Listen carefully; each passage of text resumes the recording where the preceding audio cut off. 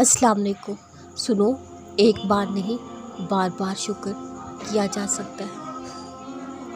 अल्लाह से कभी मायूस मत होना, उसके कुन से पल भर में तकदीरें बदल जाती हैं। हम अल्लाह से दुआ मांगकर मायूस हो जाते हैं कि पता नहीं दुआ कबूल होगी या नहीं।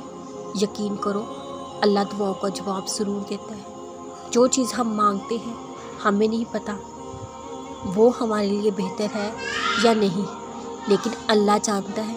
वो हमेशा उस चीज़ से नवाजता है जो हमारे लिए बेहतर होती है। यकीन रखो अपने रब पर, वो जल्द बेहतरीन अता करेगा इंशाअल्लाह। नबी अकरम सल्लल्लाहु अलैहि वसल्लम एक मरतबा नमाज के लिए तशरीफ़ लाए तो एक जमात को देखा, वो खिलखिलाकर हंस रही थी। हंसी की वजह से दांत खिल रहे थे।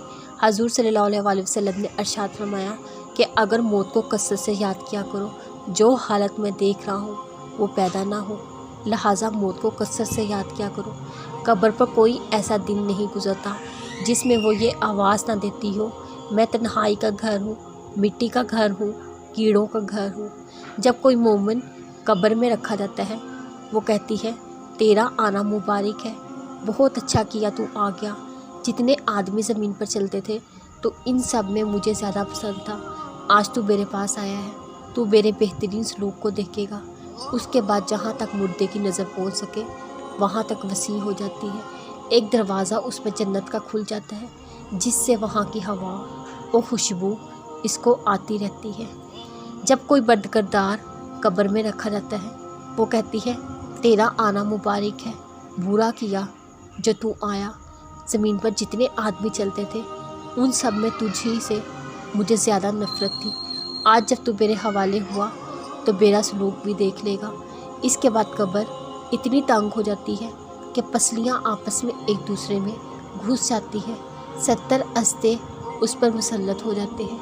अगर एक भी ज़मीन पर फूंक मारे, उसके असर से ज़मीन पर घास तक बाकी ना रहे, वो इसको क़यामत तक डसते रहते हैं। हजूर सल्लल्लाहु अलैहि वसल्लम ने इरशाद फरमाया, कब्र या जन्नत का एक बाग है या जहन्नम का एक गड़ा है। इसलिए अल्लाह ताला का खौफ बहुत ज़रूरी है। मौत का याद करना इसलिए मुफीद है। इसलिए हजूर सल्लल्लाहु अलैहि वसल्लम ने फरमाया, कभी कभी मौत को याद करना ज़रूरी है।